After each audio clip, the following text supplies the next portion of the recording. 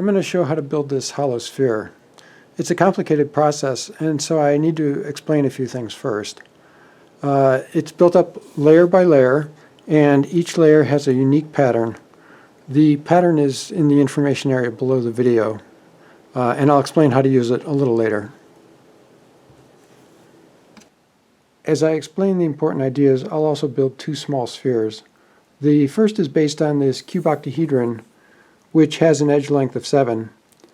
And it can be reshaped into a sphere with two simple operations. The first operation is to remove 5 balls at each vertex, like this.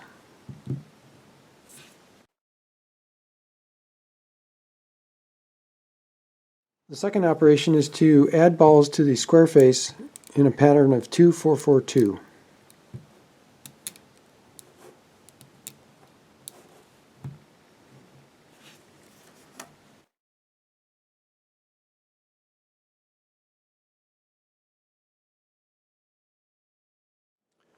That cube octahedron was built with these layers. There's a central hexagon in the middle with 7 balls on each edge, and 6 layers above the hexagon with triangular size 6 by 7, 5 by 7, and so on down to 1 by 7. I call this layer 0, and I call these layers 1 through 6. I also call these layers 1 through 6 because when I build the cube octahedron and flip it over, these triangles are equivalent to these. The colored balls in the middle highlight that only every third layer has a single ball in the middle of it. The sphere, end result of the sphere looks better when when the outer triangles have a central ball in it, because when the triangles are cut back, the final figure has a 6-sided symmetry, and that enhances the symmetrical look of the sphere.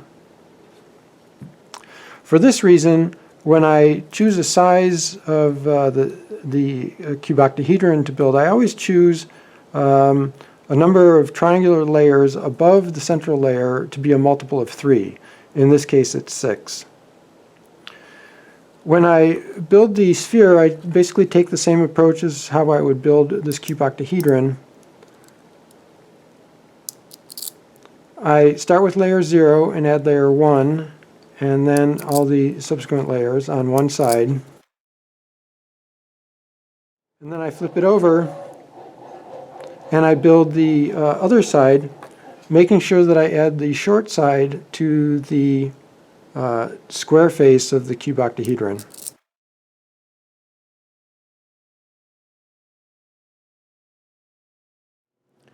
This cube octahedron has 10 balls on each edge.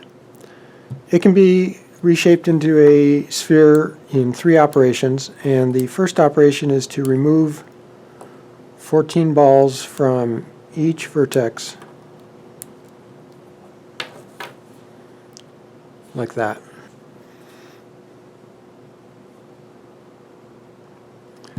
The second operation is to remove each corner from the hexagon that's remaining on the triangular face, like that, from each of the triangular faces.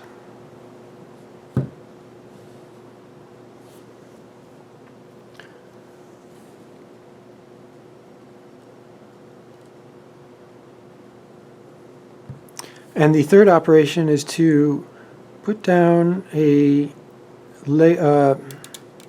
pattern of 3, 5, 7, 7,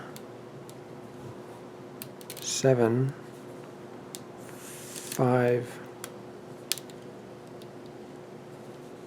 3 on each square face. That's 3, 5, 7, 7, 7, 5, 3. And then on top of that, put a layer of 2 and 2 in the center.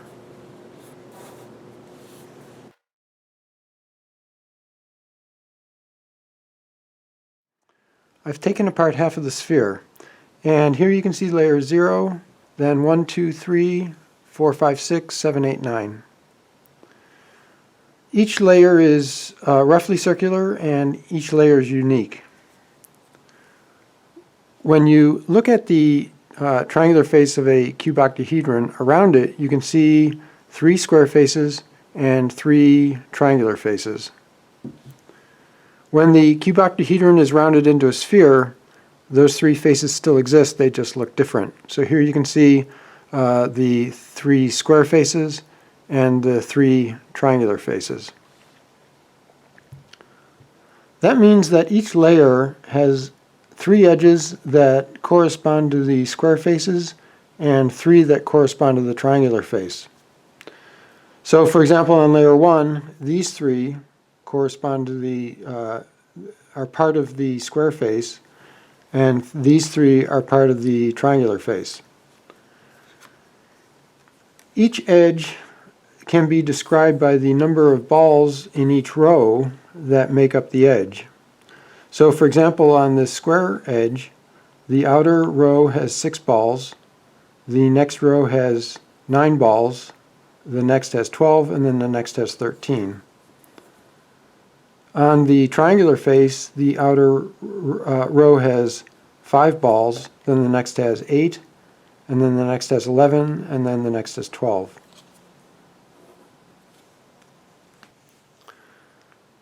This information for each layer can be put into a table that contains all the information needed to describe the surface of the sphere, as I'm showing here for this sphere. For example, for layer 2, it says that the square face should have rows of 3, 8, 11, and 12. And you can see here 3, 8, 11, and 12. And for example, the triangular face of layer 4 should have rows of 6, 9, 10, and 11. So you can see 6, 9, 10, and 11. The layers that are multiples of 3, that is 0, 3, 6, and 9, have the same information in both faces because of the 6-sided symmetry of those layers, as can be seen here for layer 9. The rows of numbers in the information area below the video contain this sort of information for the hollow sphere that I'll build. To start the hollow sphere, I build layers 0 and 1 solid to give it a strong foundation. I start layer 0 with a hexagon with 17 balls on each edge like this. I then remove 6 balls from each corner like that.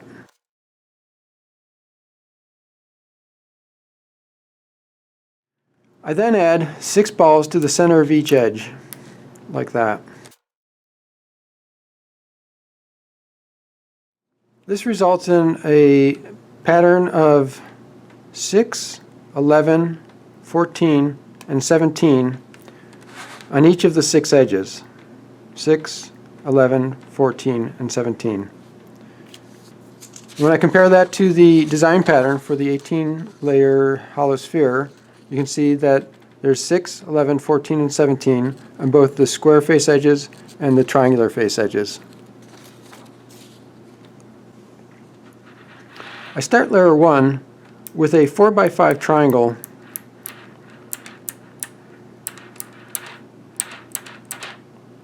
like this, and I remove these 2 center balls to make a triangular opening in the middle.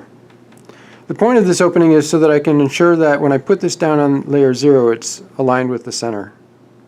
Notice that the point of the inner triangular opening points to the short edge here. That'll be useful later. And now that it's down on layer 0, I add to the periphery until these points are touching the outside edge, and this becomes a 15 by 16 triangle. This edge will become the shorter length of 15.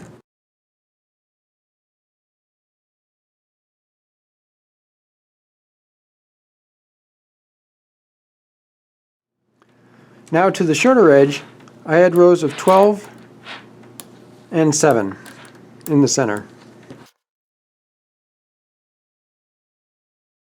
And to the longer edge, rows of 13 and 10.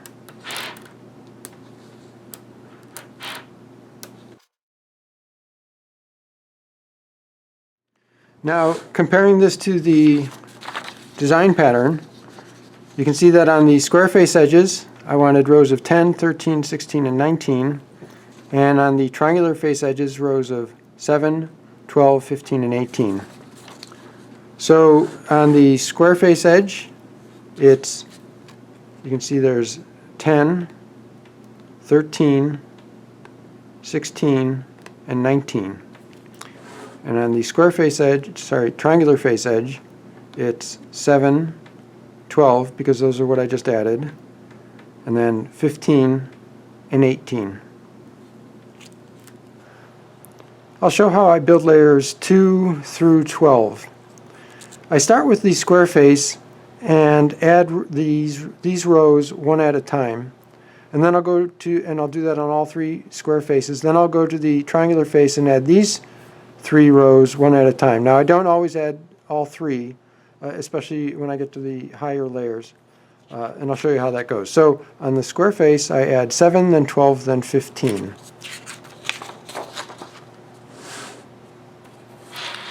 So it's 7, and I add it to the center of the face, and then 12,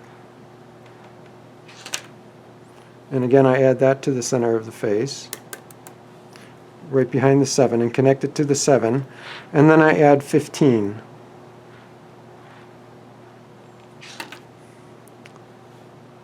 Centered behind the 12, like that.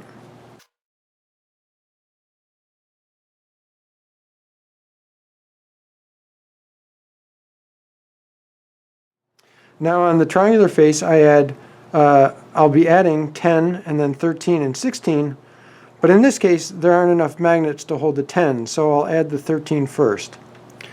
And so now the layer underneath it was 12, so the 2 end balls on the row of 13 will hang off just a little.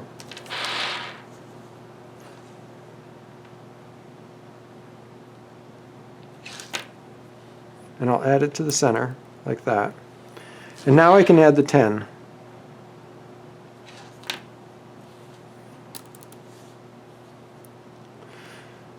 Now you can see that whereas I would be adding a row of 16 here, these 2 balls from the square face are already there. So they will actually become part of the 3rd row of the triangular face. So instead of 16, I'll add 14.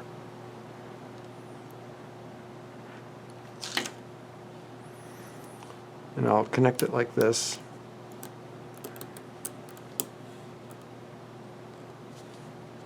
And I need to push this up a little bit. And so now these balls all line up to make a row of 16.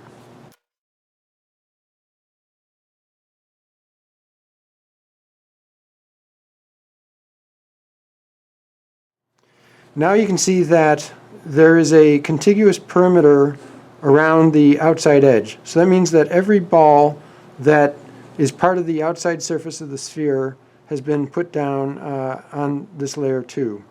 Now the next step is to fill in this inner area until the layer is 4 balls wide all the way around.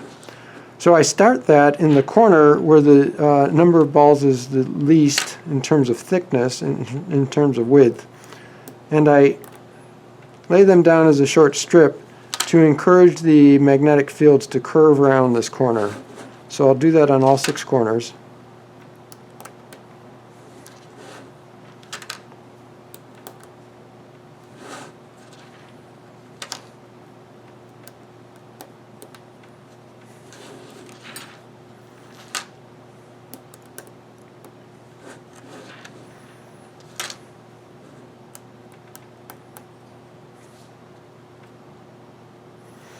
And now I just put in rows of balls until I've got 4 balls.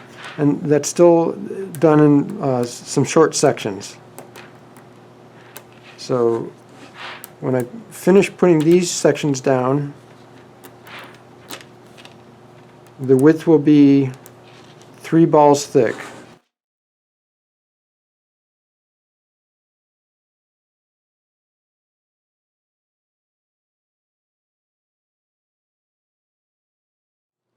Like that. And now I'll put one ring around the inside, one more ring around, and that'll get the width up to 4 balls.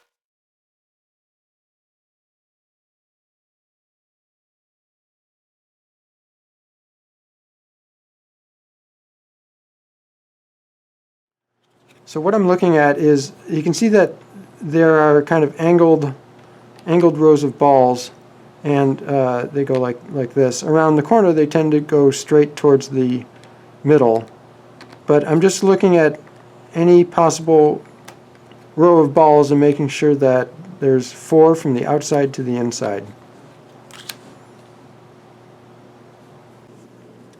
I've added colored balls to the square faces so you can keep track of them more easily. On layer 3, I'll be adding rows of 2, 11, 14, and 17 to each of the square face and the triangular faces. This is one of the 6-sided symmetry layers. Notice that the rows alternate between even number of balls and odd number of balls.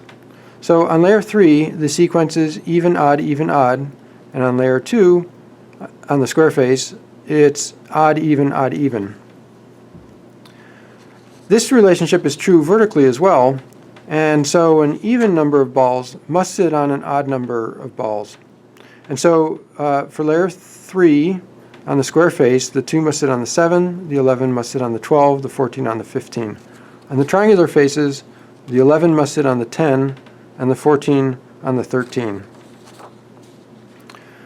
So on the square face, this is the row of 12 from layer 2, and I'll be putting the 11 on top of that, and then behind that I'll add the 14, and in front I'll add the 2.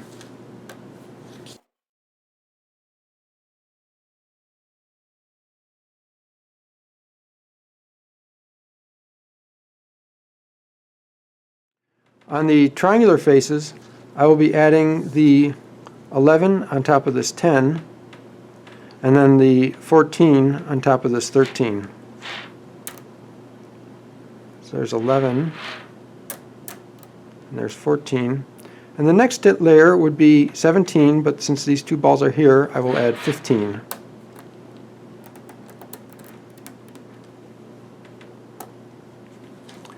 And in the front, I will add the 2.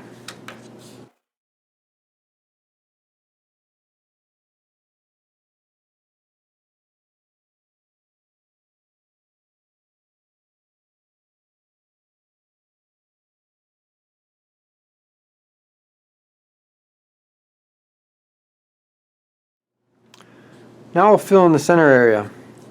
And as before, I'll start with the corners, and I'll build them up to a width of 2, and then I'll add more to build them up to a width of 3. But notice that as I add these balls, I sometimes have to push on the triangular face to get the balls into the right position. In general, the triangular face needs to be pushed towards the center, and the square face needs to be pulled a little bit away from the center to get all the balls to be in the right position.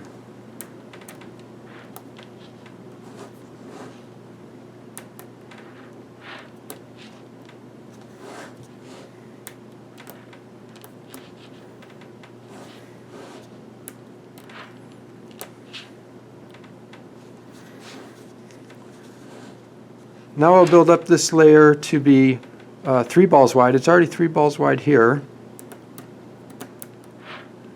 And so I'll go part way around to there, and I'll do that again.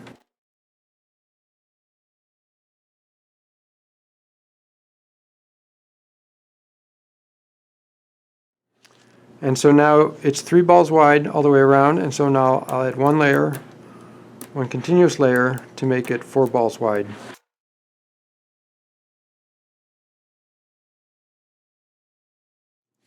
On layer 4, I'll add rows of 8, 13, and 16 to the square face edges, and 5, 10, and 15 to the triangular face edges.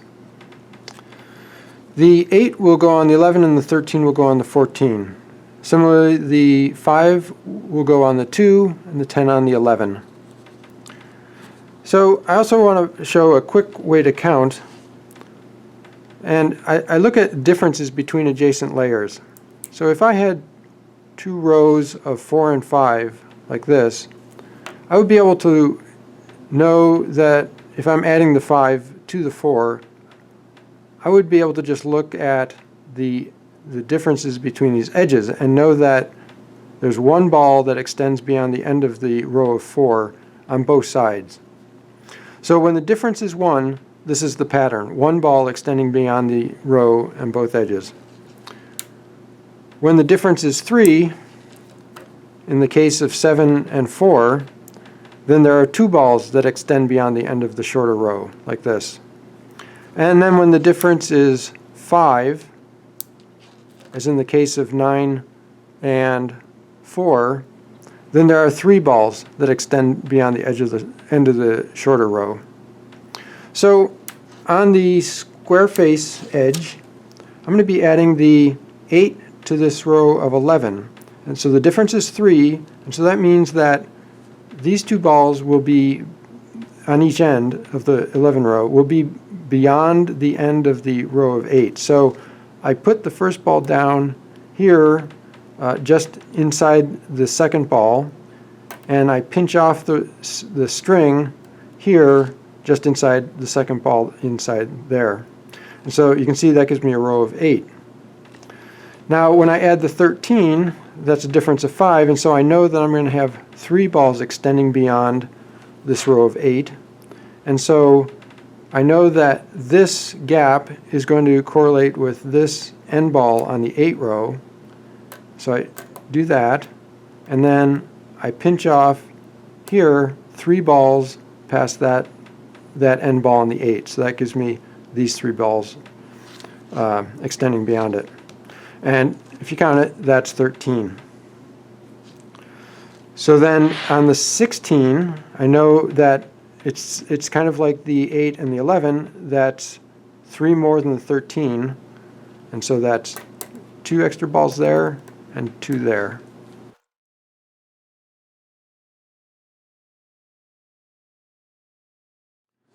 And so now on the triangular face, I'll be adding the 5, and that's going to sit on top of this 2, so I'll wait on that.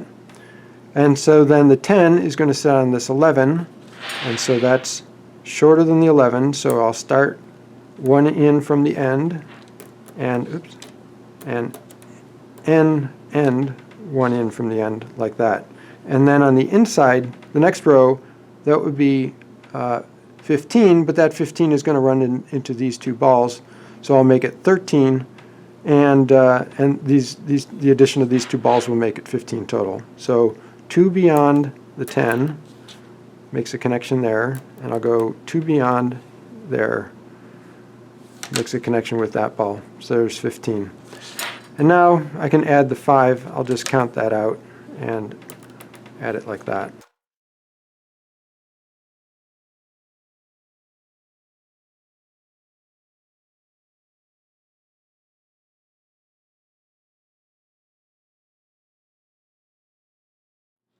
So again, notice how I have to push on the triangular face to get the balls to be in the right position.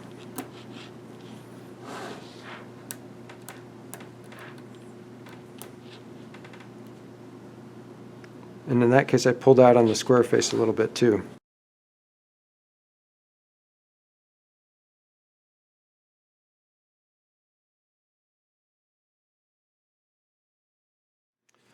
Now notice that there are 4 rows, the layer is 4 rows wide here, but it doesn't account for this row. In general, when the outside surface row is very short, and that 5 is short, then I don't include it when I calculate whether there's a 4 balls wide in the layer.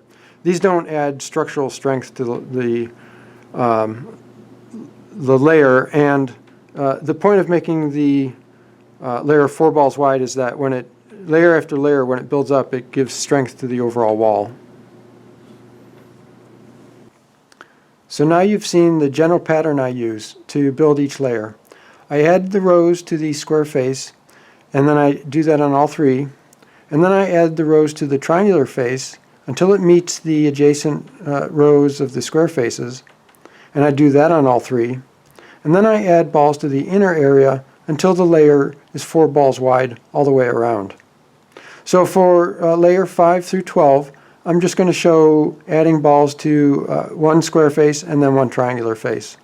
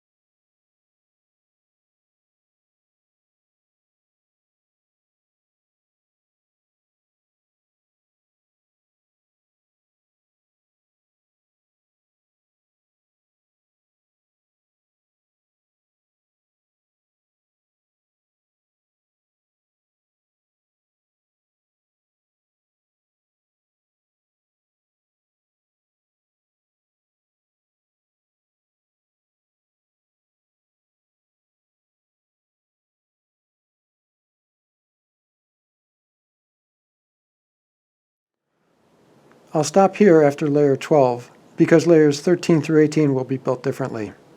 The next step is to turn this over and to remove the balls from the center of layers 0 and 1. I'll bring this back until the width of the layer is about 4 balls wide.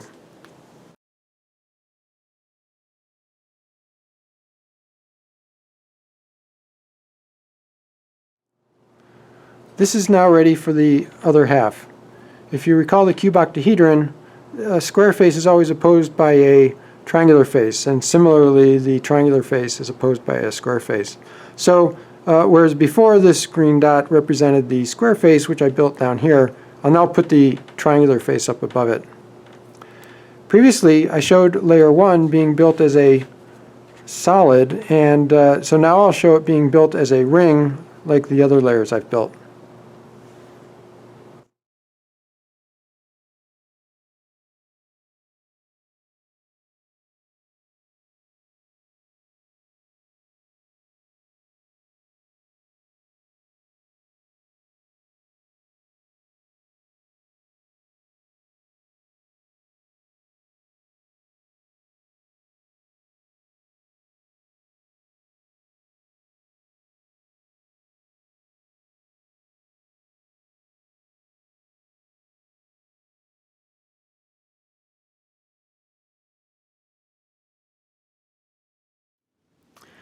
I've added layers 2 through 12, and so now it's complete from layers 12 on the bottom to 12 on the top.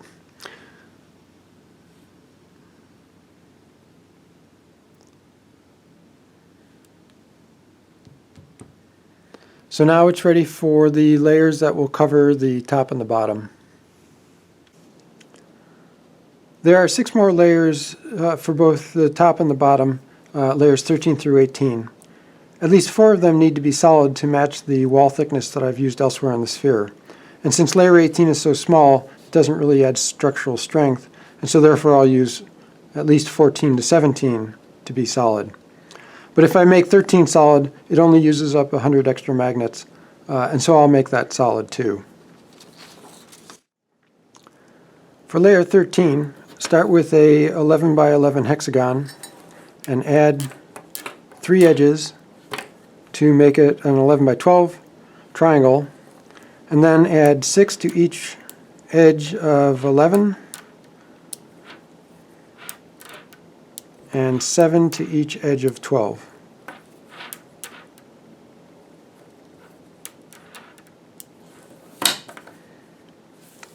For layer 14, start with a 10 by 10 hexagon and add 3 edges to make it a 10 by 11 triangle, and then add 5 to the edges of 10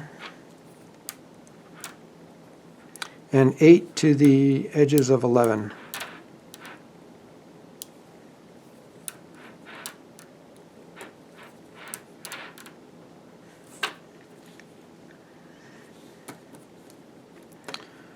For layer 15, start with also a 10 by 10 hexagon and simply remove 1 ball from each corner.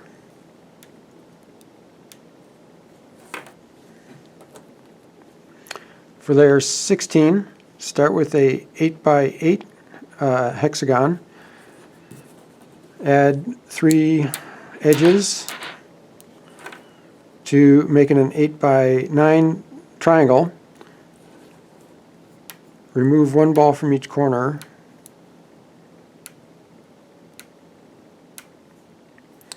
leaving edges of 6 and 7, and then add 2 to the middle of the edges of 7. For layer 17, start with a 6 by 6 hexagon, add 3 edges to make it 6 by 7, and then add 2 to the edges of length 7. And then finally for the layer 18, make a 3 by 3 hexagon like that and add 2 to each of the edges.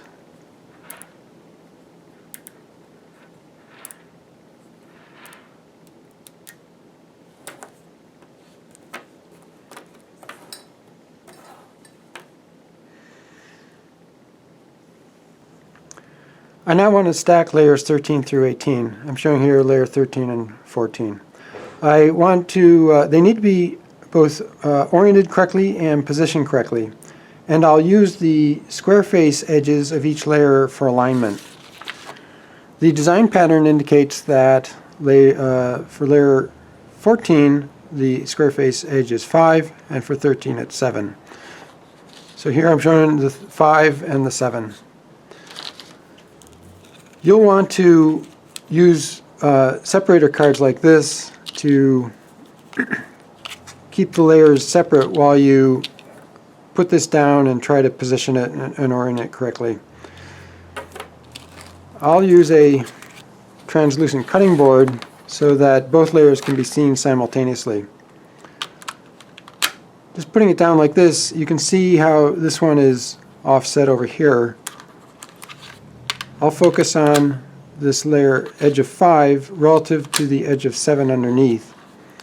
And at that point it looks like it's just behind it and centered on it.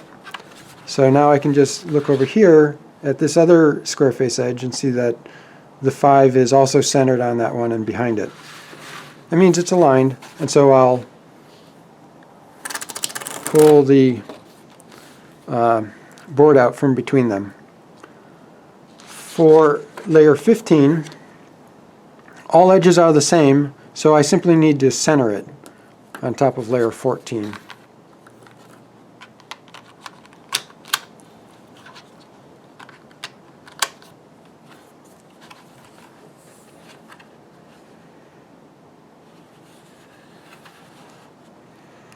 And that looks properly centered, so I'll pull out the card. For layer 16, the edge of 2 is the square face. So I'll put that down. And it looks like it's correctly centered above the 8. And this one is correctly centered above the 8, so that means it's centered on the stack. For layer 17, the square face edge is this 6.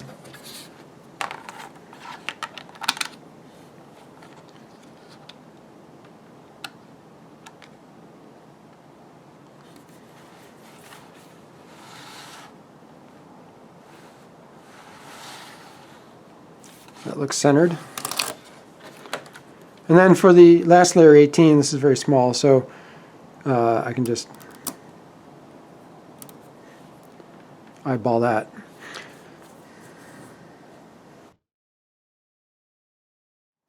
So now I'll put the cap on the sphere, and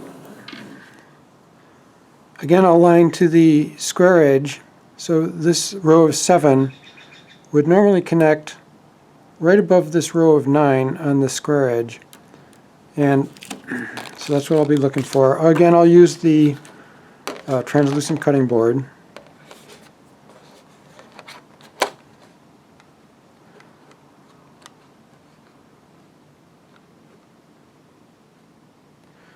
So that's aligned here. If I rotate it, this is not aligned.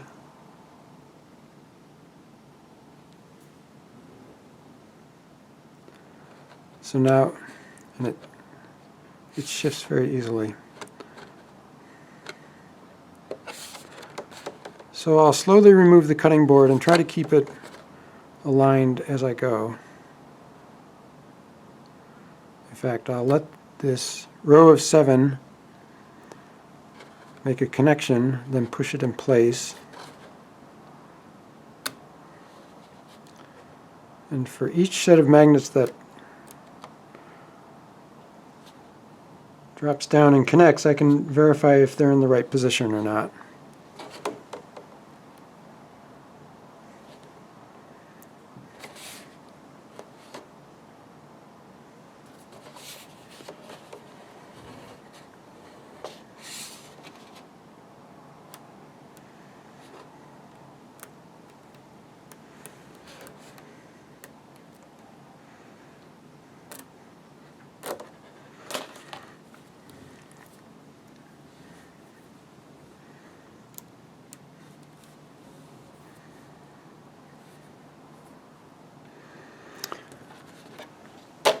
So now I'll turn over the sphere, and this is too small of an area for the sphere to sit on, so I'll cut that off.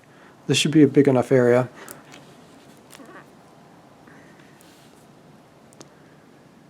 And I'll repeat the process with this other cap that I created with the opposite polarity.